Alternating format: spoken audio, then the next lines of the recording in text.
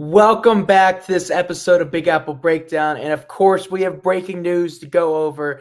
Jaxson Dart has officially been named the starting quarterback of the New York Football Giants, and a new era begins for the Big Blue there at MetLife Stadium. And this is it. This is the last chance for Dable and Joe Shane, and they are pulling out their last card. Henry, how are we doing? Doing good.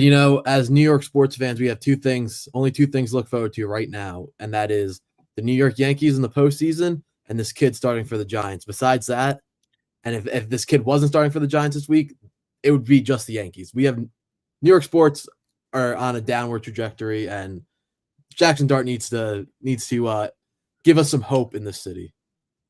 Yeah, I made a TikTok and reel yesterday comparing just New York sports to LA because that's kind of a good comparison, I'd say. Mm. And just think of how much better the LA teams are than the Yankees. And I was kind of saying that if it's not for the Yankees year in and year out being at least a playoff competitive, there would be nothing to look forward to for New York sports. But so back to Dart. So days like this is exciting. It gives me reasons why I'm grateful we made this channel, because when you get something exciting like this, it's fun to be able to talk about it, post it on social media, as this is an exciting time to be a Giants fan, which has not been the case for a while. Just this, not overall this year in general. Disaster struck. They tried to do the thing, win football games with Russell Wilson. Didn't work. Russell has nothing left. You watch that Chiefs game Sunday. He had nothing. The only thing he can do is throw the ball deep. And a veteran coordinator like Steve Spagnuolo, he's not Matt Eberflus with the Cowboys. And Russell couldn't do anything. Can't throw the ball over the middle of the field. No mobility. Can't do anything in the red zone. He probably will never play for the Giants again. And his NFL future is now uncertain at this point. Yeah, I mean, watching the Giants game last week against the Cowboys, you thought, oh, maybe Russ is unlocking something. But then seeing Caleb Williams go against go against Dallas and torch them the same way Russell Wilson did, I think it makes you step back and question again, like after seeing Wilson this week against the Chiefs, like, oh, that must have just been a fluke against Dallas.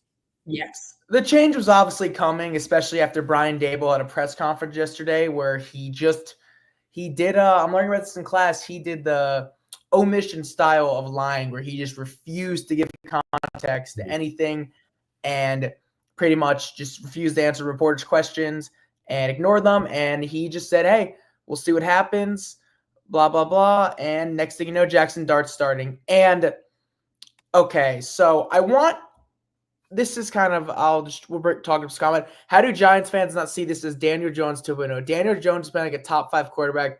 He's in the MVP conversation, and he sucked with Dable. Let's throw Dart into the same exact situation. So, a lot of take there. First off, the issues we have with Brian Dable and Joe Shane should not go away with Jaxson Dart coming in. I totally agree. The Daniel Jones thing, look, it's been 3 games. It's good to see that guy playing well. But he did do this with the Giants. He had moments like this with the Giants. 2022 led them to a playoff win, and he was looking good. Let's see if he can keep this up the whole year. I personally doubt it, but the Daniel Jones thing, that one, like, people are flaming the Giants. There was not one logical person talking about the Giants keeping Daniel Jones last year. Yeah. That's one. It is ridiculous. Like no one with a brain would have said that they should keep Daniel Jones. We'll see if what Daniel Jones is doing right now is like a flash in the pan. But I mean, I do think Dable's got to be looking at what he's doing there, being like, oh crap, like it's got to weigh on him in some capacity.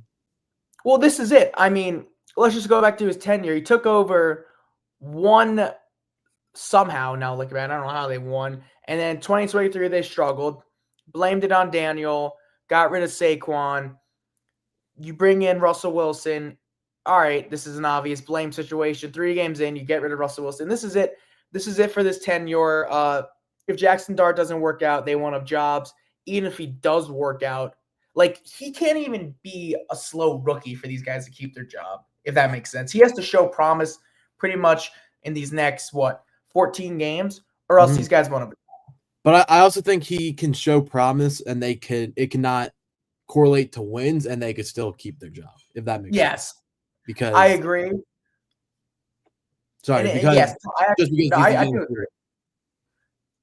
he is the most important part about this year and the future overall. And I do think the Giants' offense is going to get better. Mhm. I think Giants are better than 0-3. A big thing I want to talk about is the past Giants team, specifically 2024 and 2023, just lacked talent. I just straight up didn't think they had enough talent. I don't think that's the case with this team. I'm watching guys make plays defensively. That defensive line's awesome. And you got guys like Drew Phillips making plays in the secondary. The problem is, like, you watch them, you can tell they have talent, but they never make the play. For example, Bobby Okereke couldn't jump on a fumble, and Patrick Mahomes gets rid of it. Paulson Adebo, who was awesome in interceptions before he went to the Giants, dropped 2 interceptions. Drew Phillips makes awesome plays, but then there's times where it looks like he has no idea what he's doing there. These playmakers on the Giants just don't make the play, if that makes sense. Huh. And some of these guys just need to step up. I think that makes perfect sense. And I think a lot of that comes down to coaching and keeping their guys engaged and like not letting your foot off the gas when after you make one play. You gotta I mean, it's a 60-minute game. You don't go out there and make 2 big plays and then just put like it's in the back seat for the rest of the game. And it's about making the plays that leads the wins. Football comes down to 4 or 5 plays a game sometimes, and the Giants just have not been able to make those type of plays. That's why they're 0-3. Here's another comment. As a Jets fan, the hope Johnny has seems familiar. Yeah, of course, the Jets have had some bust quarterbacks, and the Giants, of course, had a recent bust quarterback with Daniel Jones. The last one to really hit was Eli Manning. Hopefully that this is the case with Jaxson Dart. And right now, we'll see. We'll see how he looks. Everyone can have their guesses. Everyone could predict, but no one's right or wrong at this point of Jaxson Dart's career. He hasn't played yet. And what I think he's going to help with his offense right away is he's way more mobile than Russell. So that will open up the run game and just the explosive plays. And Russell just literally couldn't throw the ball over the middle of the field. It was a deep bomb or a dump down for him. I think Jaxson will be able to do that way better. And I just think of course, it was preseason. Based on what I saw in preseason with Brian Dable, the way he was running plays with Jaxson there, he just was not calling those similar types of plays with Russell Wilson. And Jaxson Dart's played 4 years of college football. He's played a lot of college football. It's not an Anthony Richardson where he didn't play a lot of college football. If he's not ready now, then like when will he be? Like, I get the sitting thing, but the sitting thing only makes sense if the team's winning and there's a really good quarterback in front of them. Like everyone talks about Alex Smith, Patrick Mahomes. Chiefs were playoff teams. The Packers examples, Chiefs were playoff teams. Never in the history of football has a rookie sat in a first-round draft pick and the team's been bad. That just doesn't – it's just not how it works. That is true. And you draft these first-round rookies in hopes of – with very rare examples, Jordan Love and Patrick Mahomes being the 2 examples, and Aaron Rodgers way back in the day. But you draft these rookies in hopes like they're going to come in, they're going to play today, and yeah, they're not a finished product right away. They're not going to be a finished product probably for 3 or 4 years once they really take off. But they're going to come in and they're going to make an impact right away. Yes. And so, I think Dart's going to like the Giants are going to look at, I genuinely think the players are going to look at him and think, oh, we have a better shot of winning. I truly do believe that. Russell Wilson, it's not like he's been struggling just like this year. He's been trending downwards just since getting to Denver. And it's just obvious the guy has nothing left. He can't do anything in the red zone. There were embarrassing clips of that Chiefs game. And I truly believe Jaxson Dart's clearly a better player than him at this point. I agree. I mean, you talked about the things that you think Dart can do better than Wilson, but like, do you think him coming in will correlate to wins? I mean, he's coming like this is a really tough schedule, and he's coming up on this gauntlet of Chargers, Saints, Eagles. Maybe I should reframe this. Do you think this is the right time to go to him? There's really no in this schedule with the late bye. There was never a great time to make this choice. For example, last year, the big question was, when are the Giants going to move on from Daniel Jones? They did it during a bye week in like week 8. The Giants don't have a bye until week 14. And with their schedule, you're right. there wasn't an easy path. And I think everyone's like, why would he not start him versus the Saints and keep him with this tough defense? I will explain why. So let's say you start him versus the Saints. Sure, that might be the best for his first game, but there's a second game right after that Thursday Night Football against the Eagles. So I totally get the Chargers game standpoint. And also, what what was there to gain with starting Russell Wilson this weekend? He probably would have looked bad again. And even if he did somehow look good, you would still just be delaying the inevitable. So I totally get the move now. You signed Russell, you gave him 3 games, and it doesn't look good. Mm-hmm. Yeah. The one thing about waiting one more week, in my opinion, is that if he does go out against New Orleans and has a bad game, yeah, you could make the argument that having a quick turnaround is bad, but you could also make the argument it's like quick turnaround, put that behind us right away. You got a big game against the Eagles right here. Mm-hmm. Look, that's fair, and I'm sure the Giants probably had this conversation too, but I like it. You saw it Sunday Night Football. The fans were booing. The only time they cheered was when Jaxson Dart was on the field. There were so many Chiefs fans there. I know John Maris was sick watching it. And what's important is keeping the fans happy at the end of the day. This is an entertainment. This is a business. And Jaxson Dart is going to make the Giants fan more excited than Russell Wilson ever would and was. And I do feel a little bad for Russ. He wasn't a Giant at all. Like, he came in here, guy that might be a Hall of Famer, and no Giants fan really wanted to see him play out there. He put up a 450-yard passing game. Don't know how, honestly, but now you're moving on to Jaxson Dart, and you're giving the fans what they want. And I truly think the team's going to react to what better. The Giants now have a young offense that could be flashy. Tyron Tracy's hurt. I do think Cam Skadbu was trending upwards to be the RB1, and that guy's a ball player. He is. That Sunday night game, if one thing you learned positive from the offense is Cam Skadbu is a ball player. And not just what he does with the football. He's a selfless. He's the true definition of a football player. He'll put his body on the line.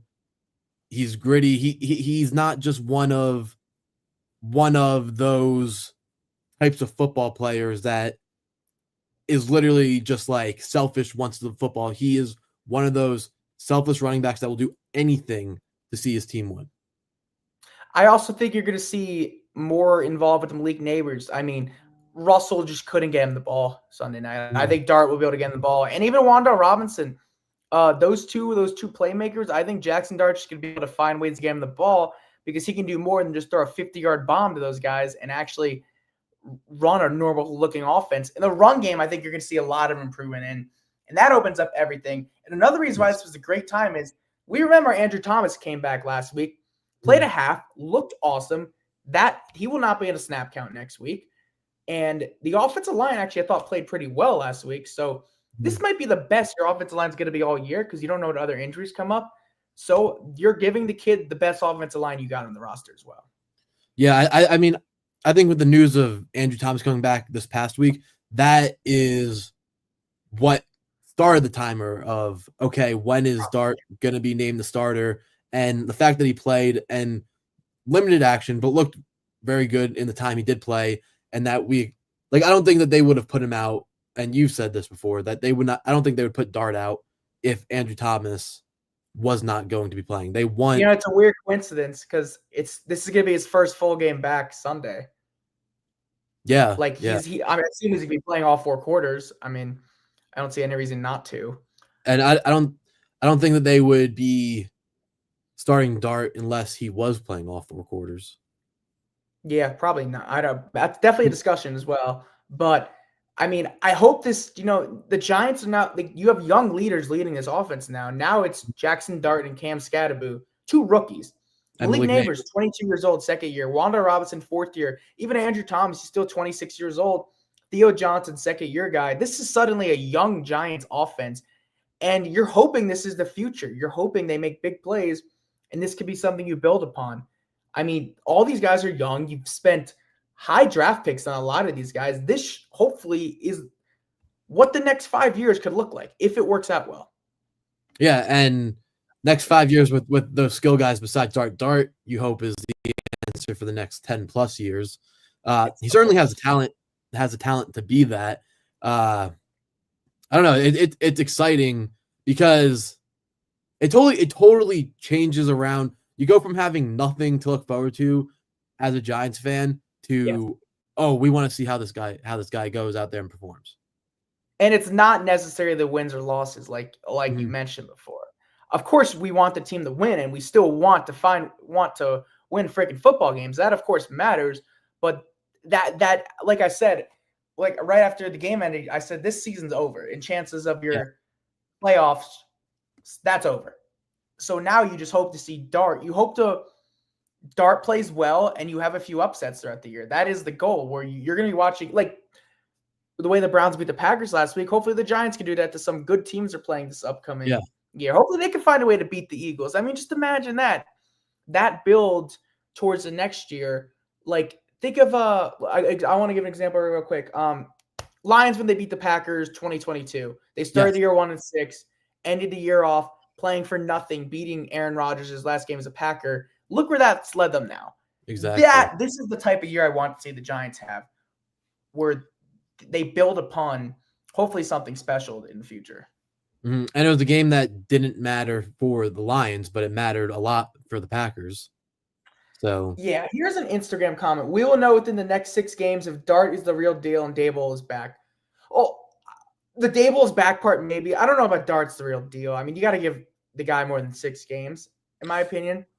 Unless he's looking like, oh my God, Ryan Leaf bad stuff, like bust like that. But I don't think anyone anticipates that. The only thing is, it puts you in a weird position if you go into next year with a new coach, because then you're almost starting a new cycle of, well, that wasn't his guy. But there are rare occasions where I feel like, there are occasions where, like, for like example, Caleb Williams, I guess he's technically not Ben Johnson's guy, but they brought in Ben Johnson. Drake May, Sam Darnold back in the day with Adam Gase, and they let go of Todd Bowles, brought in Adam Gase, and you bring in a coach like that for the quarterback, where you're like, I'm pairing you up with this great quarterback. So that probably is the likely scenario if like they do get rid of this regime, that you just bring somebody else in to take over at them. Like a massive rumor is because this guy's his biggest fan. John Gruden loves Jaxson Dart, but this is January talk. So right now it's Brian Dable and I can't go. I'll lose my mind. But another comment here: Giants got a West Coast team at a 1 p.m. this weekend. That's a good point. Chargers are 3-0. They're riding hot. But I like to think when teams are 3-0, they're due for a loss. West Coast team coming in the 1 p.m. game, rookie quarterback. Let's go out and have an electric day. That's what my mindset of the Giants. I'm hoping the locker room has a little more juice now. You got a new guy at the top of the helm. You got a rookie quarterback, rookie running back, a superstar wide receiver. Your offensive line's at your best for this roster. Let's find a way to put some points on the board. I like it. That's got to be the mindset. And I mean, what gets me excited about Dart is the way people in the media talk about him, and those guys know football like crazy. Everything's positive about him, man. I don't know if I'm tripping, but like if you hear guys in sports shows, even Collinsworth Sunday night was like, holy crap, the way I was looking at this kid, he looks a little Mahomey. Like he pulled that reference. He actually pulled that reference out. Yeah, that's funny. The way people talk about him get me so excited.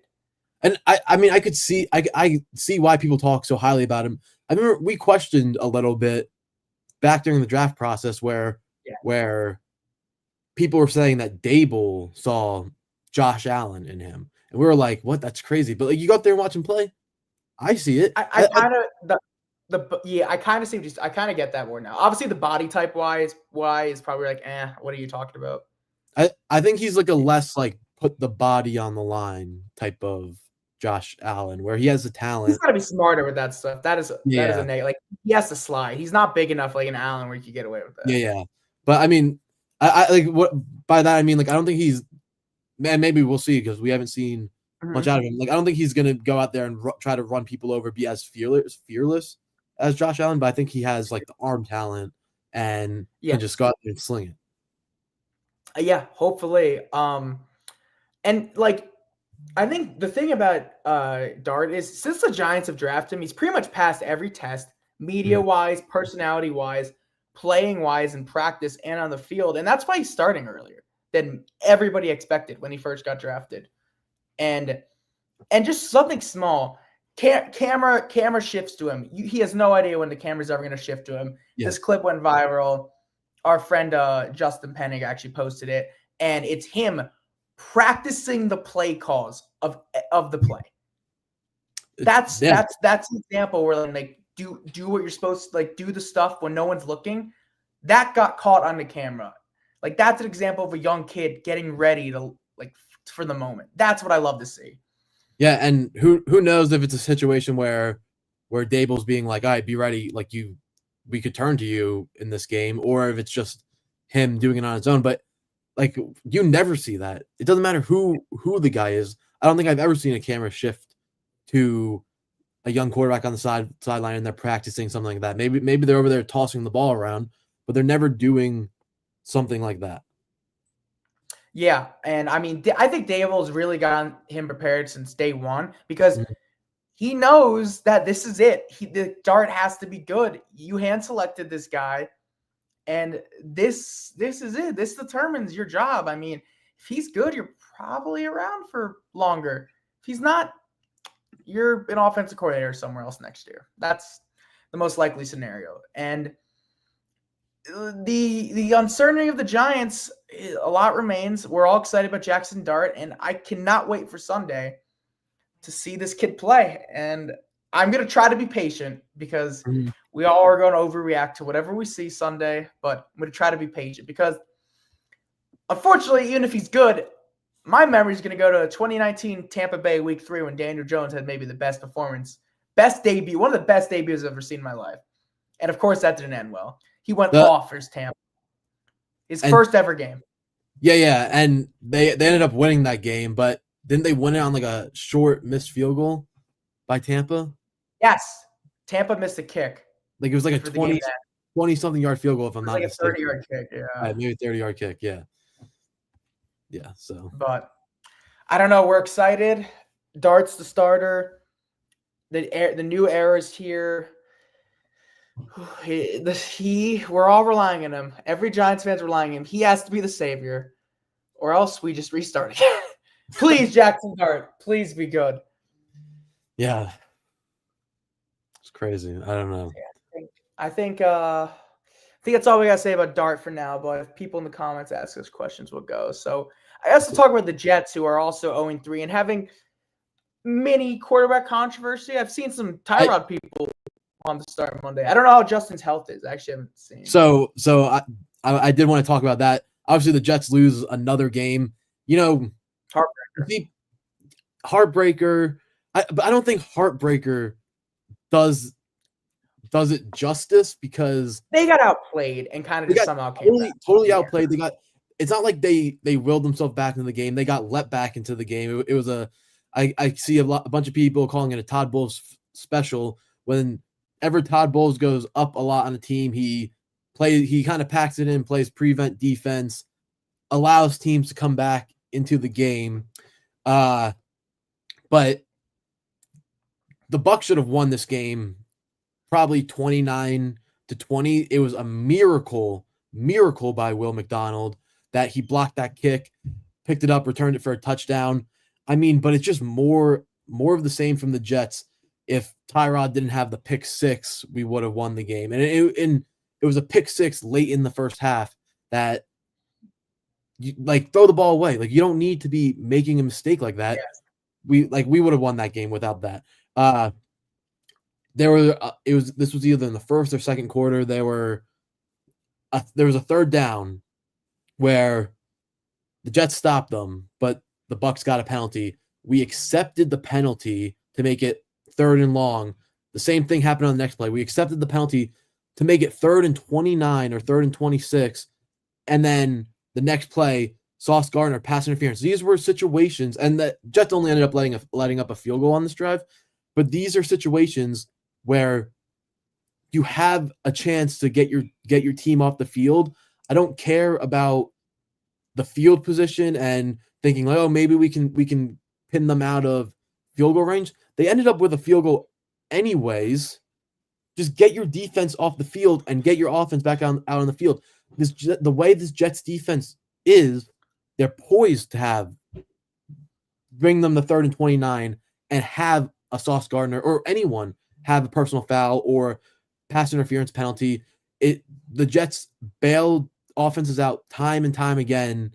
It's just like when you have the opportunity to get your offense off the field or get your defense off the field, get your defense off the field. Yeah, I mean, the Giants are the same way with the stuff. Self-inflicted wounds, whether it's penalties or just giving up 2nd and 3rd and longs. These are why these teams are 0-3. Football, like I said before, I mean, comes down to not too many plays, and whatever team plays cleaner football most of the time wins the games. And right now, these teams just aren't playing clean football overall. And the Jets are looking to get their first win like the Giants are. And it's not like the Bucs had 14 penalties in this game. When you play a team that has 14 penalties, they should never even still be in the game with you. But the Bucs honestly dominated the game from the outset. The Will McDonald play, amazing play. We'll probably never as a Jets fan, you see those plays every couple of years, and it's rare that we saw 2 or 3 of those plays this past Sunday just across the NFL total. But I might never see that type of play again by the Jets in my lifetime. So it was just a miracle, and you still lose. And we still lose. You give them way too much time. I don't want the narrative to be the Jets only lost by 2. The Bucs went on a game-winning drive and kicked a field goal, because that game was not as close as the score indicates at all. Yeah, I mean, I think people are. I haven't seen too many people that are kind of the week 1 vibes were this is something to build upon from. I think people are just more frustrated because 0-3 is 0-3, and you're not winning games. They really should. There's no way they lose to Miami, right? And you can make an argument that I don't know, but you can make an argument that they should be 2-1 right now. The Steelers game and this game, the Bills game, they're the Jets are an inferior team. Yeah, we got blown out. Rip up the tape, throw it away. But I mean, the Jets are a team that self-inflicted wounds, blah blah blah blah blah blah blah, all this BS, whatever. The Bucs, over and over again, penalty after penalty. It was like, what team could have more penalty? The Bucs had double the penalties the Jets had, and still controlled the game most of the way, still dominated the game. And you say the thing about the quarterback controversy. I mean, I don't believe that there's actually any sort of quarterback controversy. Yeah. But Rich Cimini asked Aaron Glenn after the game, hey, is Justin Field the starter when he's healthy? When he's healthy, not next week, whatever. And Aaron Glenn is the one who made the quarterback controversy. Aaron Glenn is the one who said, oh, well, we have to see. Then he kind of retracted his statement, but then kind of reinforced it. Like Justin Fields came in as a starter, Tyrod Taylor came in as the backup. But once Justin Fields is healthy, we have to look at the situation. We got to talk it over, and we have to see. It's just making unnecessary problems with the media, which no one's even trying to. In the media is trying to stir things up with him. They're doing their job. Yeah, they're just doing their jobs, and I get it. The New York media can be harsh on you, but between his comments last week about watching the tape and his comments this week about his quarterback, and he wasn't even the questions that Rich Cimini was asking him, he wasn't even letting him finish speaking before cutting him off and just being short and giving answers that cause you to speculate. There's no reason if Justin Fields is healthy that he shouldn't be the starter. He should be the starter if he's healthy. Mm-hmm. So I don't that should just be the answer. Yeah, once Fields is healthy, he takes back the starting spot. That should be the answer, point blank.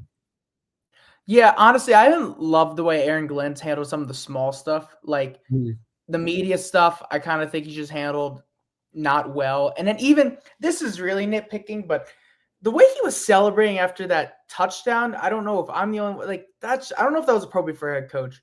I Like especially when the game wasn't even over. Like it's not yeah, like it was a game-winning play. I I thought it was a little inappropriate yeah, for a yeah, head coach. I saw a lot of people react that way, and I agree. In the moment, I was like, this is awesome. Like watching it, like I was on the couch, I jumped up, was like going crazy. Oh my god! They pan the camera to him. I'm like, oh my god, this is awesome.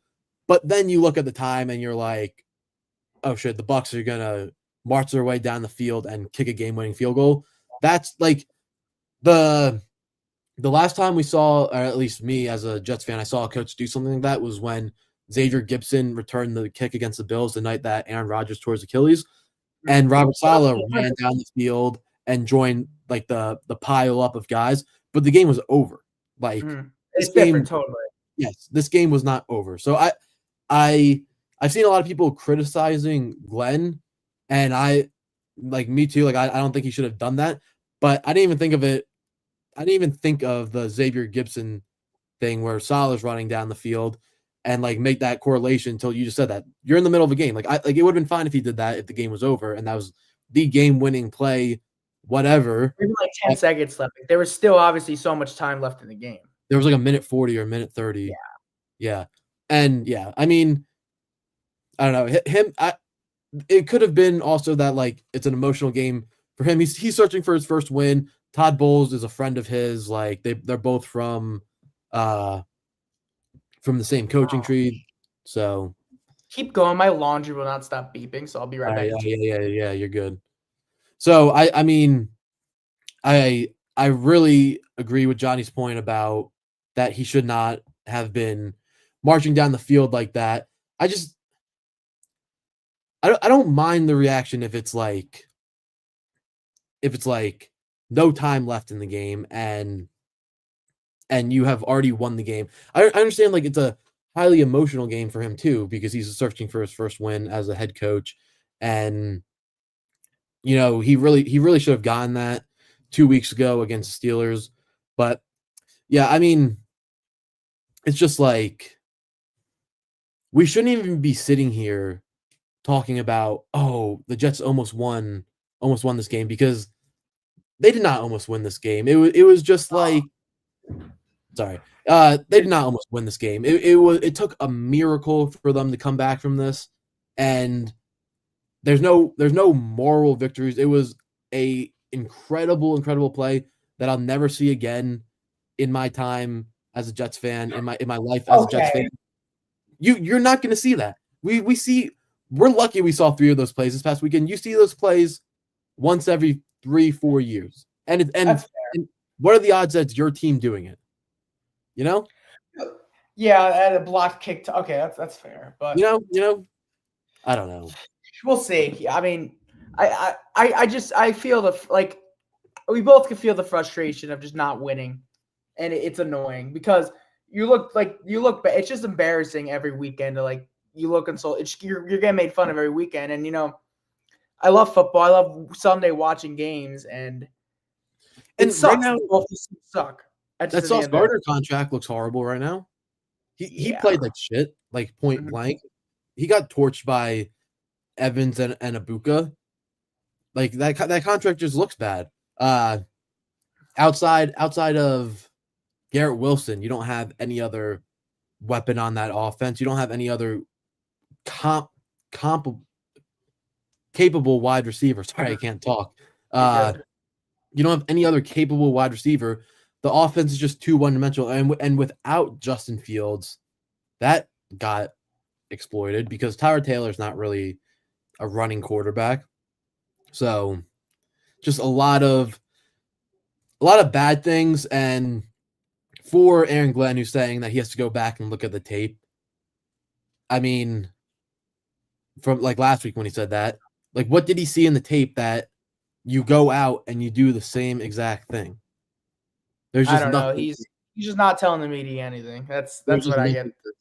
Look, one positive today, The Jets traded for a corner from the Titans, starting corner. He starts for the Titans, Jarvis Brownlee. I mean, I think he'll come in and slide in right away with Sauce Gardner because Brandon Stevens has been a disaster.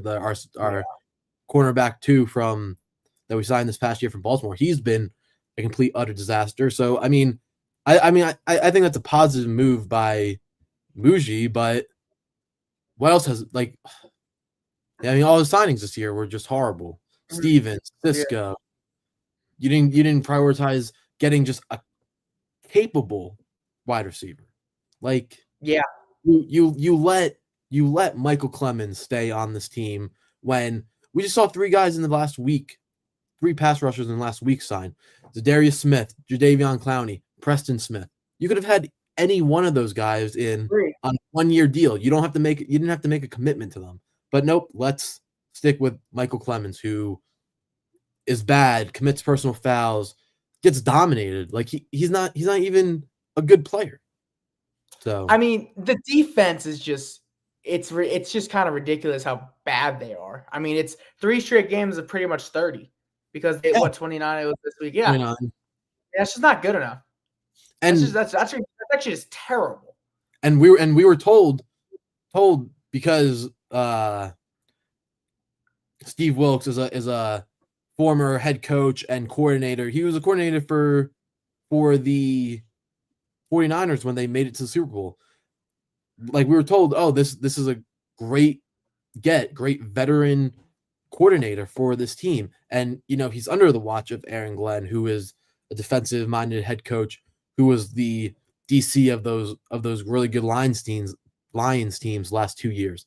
And that might be our defense might be worse than our offense right now. Oh, I think it is. It is worse. 30 points a game is just terrible. I wonder that ranks in the league. Hold on. I'm looking this up real quick. It's not as bad as Dallas, but that's also I don't know if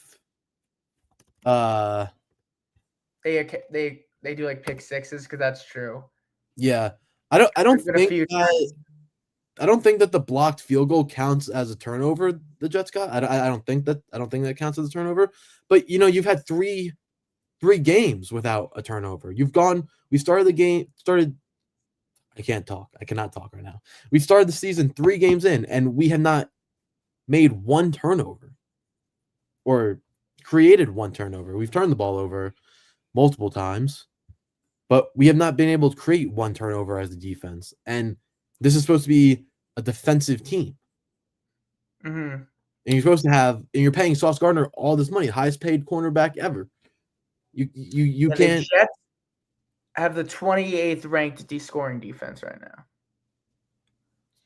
Who's worse than them? Can you see that? Or Titans, Dolphins, Ravens, not the Cowboys. So damn, the Ravens. Giants are pretty bad too. Wow, I didn't realize the Giants have the worst the 31st in total yards. I didn't realize that. Well, okay, but. Yeah, I mean the Ravens have kind of been a mess defensively actually this year. Yeah. And the Miami's. It's just I do the overall 28 bad. I mean that's bottom 5 in the NFL. It's horrible, and this is something coming into the year. I've heard people saying that maybe this isn't going to be a top 10 defense, or if it is top 10, it would be 8, 9, 10. But that this could be a top 15 defense and we could be 11, 12, 13 in that ranking, which this is just the complete opposite of that. This is just an incapable defense. Can't stop anything. You can't stop a Bucs team that has a totally depleted O-line, totally depleted wide receiving core outside of Ibuka because Mike Evans got hurt, went out. Chris Godwin didn't play in this game. They couldn't stop anything. Yeah, I mean, just needs to be better. Just straight up find a way to be better. You have an opportunity against the Miami Dolphins, Monday Night Football. Win the game. Just win the game. That's it. Win the game against a bad Miami Dolphins team. Mm-hmm. Well, we can end off the show talking about the last week of regular season baseball. The Yankees are 1 win away / Guardians / Tigers lost, so they're going to make the playoffs, at least a wild card. But the Mets, on the other hand, are out of the playoffs as of now, and it's officially full panic mode for them because it went from them limping into the playoffs, and now they're officially on the outside. They no longer control their destiny. They're tied with the Reds, but the Reds have the tiebreaker. And man, oh man, if the Mets don't pick it up and not only make the playoffs, but at least win a round or two, it's going to be loud there. $340 million payroll, potentially not even make the playoffs is freaking embarrassing. I have this stat for you. I saw it on Evan and Tiki today. Out of I'm going to pose this question for you. I want you to take a guess. Out of all the road trips the Mets have had all season long, how many road trips do you think they've ended with a positive record, with a winning record? 2? 1. Dude. And they're ending the season with a road trip. 6-game road trip that you basically need a winning record. It was the Rockies and the Dodgers where they had a winning record. They split with the Dodgers or swept the Dodgers. No, yeah, they split with the Dodgers and swept the Rockies. Well, I mean, they're kind of screwed. I'm gonna be honest with you. The Cubs are kind of locked in at the 4 seed, but it's still a playoff team. And then in Mets fashion, you know who's the hottest team in baseball right now? The Miami Marlins. And that's their last series of the year.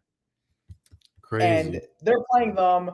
And the Reds have I know they have the Brewers at the last series of the year, but the Brewers are likely going to be napping and getting ready for the playoffs at that point because they should have the 1 seed locked up. And then I'm not sure who the Reds are playing. I'm going to check that real quick. I'm looking. The Reds. But not only that, I mean, the Diamondbacks are right behind the Mets too. So it's not like their record's bad, dude. What are they? 80 Mets are 80-7. That's terrible. 80-76. 4 games above 500. The Reds finish off. Sorry. The Reds finish off with Pittsburgh and Milwaukee. Oh, so Pittsburgh, the Mets lost the series to the Washington Nationals at Citi Field, which is embarrassing. The Nationals, who have 64 wins. And I mean, you would think the Reds should take care of business against Pittsburgh. One of the games is against Paul Skeens, so we'll see. And then Milwaukee, you would think Milwaukee's going to be playing none of their guys. It's going to be the AAA Brewers, and you have the Mets that need these teams to lose. If the Mets go 500 in this road span, they're not making it. Reds have to win 2. They're not. The Reds have to win 3 games. Sorry, they should have to win 3 games. No. Yeah. The Mets can. Wait, I need to pull up the standings right here. But the Mets can go 500, and and they just won't make it. Oh, they're gonna find a way to go 5-1 probably. I know. 4-2 at the lowest. Dude, the thing is, it's not like last year the Diamondbacks missed the playoffs at 89 wins. This team is not getting 80. They're going to be 83 at 84 wins. That's terrible. And I will say this. If this ends up going the way that I think we're predicting, because I think the Mets are dead. They're dead. 6 feet under. Done. This will be one of the biggest disappointments in baseball history. Yeah. $340 million payroll to not even make the playoffs. Besides Juan Soto, you know what's crazy about this Mets team? None of their offseason or trade deadline acquisitions have worked out. David Stearns has done terrible. Yeah. It's been bad. I saw this is kind of an end of the year thing to go through all that stuff, but they just have not hit. Their pitching's terrible. They have young kids that are stepping up, but they're young kids. I mean, they're just a bad baseball team. They can't have clutch hits. They are 0-67 after trailing after 8 innings. And you might think, okay, how many teams win after trailing 8 innings? To not have one comeback win is unreal. It's insane. Do you know if the Diamondbacks have the tiebreaker over the Mets? I believe they don't, actually. Okay, but the Giants. The Giants do. The Giants might be out of it, though. They're 3.5 games back. 6 games. They won't get there. Their season's done. If the Diamondbacks pass them, though, I mean, which I is mean, the Mets have to catch the Reds. I know They no longer control their destiny. I mean, it's bad there. It's bad. It's pathetic. It's embarrassing. It's bad that we're even having to talk about them squeezing into the playoffs. They should be sitting pretty right now.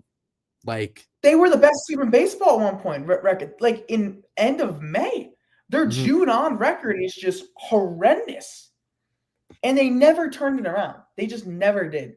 And I think it speaks to a lot of the character in that locker room, the lack of leadership. And I'll say this: Carlos Mendoza's. I know some Mets fans like he's gonna get fired if they don't make the playoffs. It's inexcusable. Steve Cohen is probably one of the best owners in sports. I guarantee you, those players are getting more luxury than maybe every other MLB team, and it's pathetic. Pathetic. And Mets fans talking about Juan Soto having the greatest season possibly in Mets history, greatest hitting season, but it's a positive, but the positive doesn't matter. Juan Soto could have. Aaron Judge can go hit 100 home runs for us, and if we miss the playoffs, we're gonna be pissed. Yes, of course. And the Mets, ever since Cohen's bought them, man, they've done the payroll. They just haven't. Like 2023 was a disaster. 2022 was one of the bigger choke jobs I've ever seen. And this is another choke job. This goes back there with, I don't know if you the story of 2007 Mets. They had one of the craziest chokes ever. It's up there with that. It is. I mean, this is just embarrassing. And I mean, I've seen people say that it's not quite that bad, but when you put into perspective the payroll and expectations, yeah, like I think it could be. It was only one wild card team then. Exactly, and yeah, I think it could be worse than that. And with this perspective of the payroll and the number of wildcard teams, all of that, I think it's worse. Oh, I mean, the team's a bunch of losers. Like it's just there's no heart, and I don't think people enjoy watching them. They're not a fun team to watch. They're lifeless, and they're going to be looking out on the playoffs outside in because I just don't. That stat to me is crazy. They're one road trip where they finished 500 or just above 500. 5 or above 500. They've had some where they finished at 500, but above 500. Well, 500 is not getting in the playoffs at this point. Yeah. I don't think it is. I really don't. Yeah. So and we'll see. I mean, Sunday's gonna be a fun episode because Sunday we got Jaxson Dart debut. We have regular season baseball ending, so we'll know who the Yankees, what's going on with them, and we'll see if the Mets make it or not. So Sunday's gonna be an extra long, fun episode. Kind of excited for that. Yeah. So a lot to say. I mean, the Yankees. We could talk about them. Last week of the regular season, 2 back, 3 back, pretty much because the tiebreaker. Toronto's got Boston. Yankees should easily go at least 5-1 against the White Sox and Orioles. It's not dead, the division, but it's kind of got to happen fast, and the Yankees really have little room for error. So I'm expecting a wild card. I don't know about you. I'm expecting the wild card, but I think that this Toronto-Boston series is one to watch. If Boston can somehow sweep Toronto and the Yankees can get hot against these 2 bad teams that they're going against in the last 2 series, I think the Yankees could sneak up and steal it. Yeah, 2-1. Even I'd be 2-1 and Yankees sweep. They're tied going in that last series of the year. Yeah, you're good. It is crazy to me how the Yankees have the second best record in the AL, and they're going to be a 4 seed. Yeah, that just sucks. That's just how it works. I mean, that's just how it works. But the Tigers might miss the playoff fully because Cleveland's kind of come out of nowhere. They've just and now they're playing the Tigers tonight. They could win that division. So a lot of very interesting baseball coming up this last week of the year because the AL standings are tight. And it's crazy how for most of the season the Tigers were the best team in the AL. Yes, that record wise, and people were like, "Oh, watch out for this team." and they Yeah, could. I mean they could miss out fully now. The Astros I think are the ones in the outs. Actually, is it guard Cleveland? Let me see. Cleveland's above them. They have the Yep, tiebreaker. yeah, Astros are looking outside in at this point, which is kind of they choked. They got swept by the Mariners. They have a series against Oakland or Vegas now, and then Mariners are really hot. I mean they were always wild card, but now they're red hot. So Yeah. they should be winning that division now. It's crazy how week to week our opinion, like not our opinions, but like the facts of this change. Like 2 weeks ago, we were talking about the Mariners, like they're dead in the water, and now it's like, oh, they're hot again. Like, Yeah, you know, yeah, in Cleveland. I mean, who would have thought they would be back? There's so many games in baseball, so I guess 9 games behind feels like the craziest deficit. But Cleveland won 10 straight games, and then the Tigers were playing mediocre baseball, and Cleveland swept the Tigers. So here they are, they're lining up this week, so that would tell us a lot. You might win that division or be out of the playoffs, so it's kind of crazy. yeah, Be a disaster for Detroit if they don't win that division. I'll say that. it will for sure, especially with. I mean, they definitely had higher expectations coming in this year than last year. They just kind of like they shored up the team with Gleyber Torres. They got better production out of Javi Baez, and when you have a pitcher like Skubal, like in a weak division They like were one that. game away from the American League championship series last year. Yeah. Lost 5 to Cleveland last year. So yeah, I think anything else to cover? I think we've pretty much covered everything. Yeah, I think we have. All right. Well, sounds good, guys. We'll see you Friday with our previews for this week's football and maybe a little more indication of what's going on with our New York baseball teams. But thank you, guys. Yes, sir. Thank you, guys.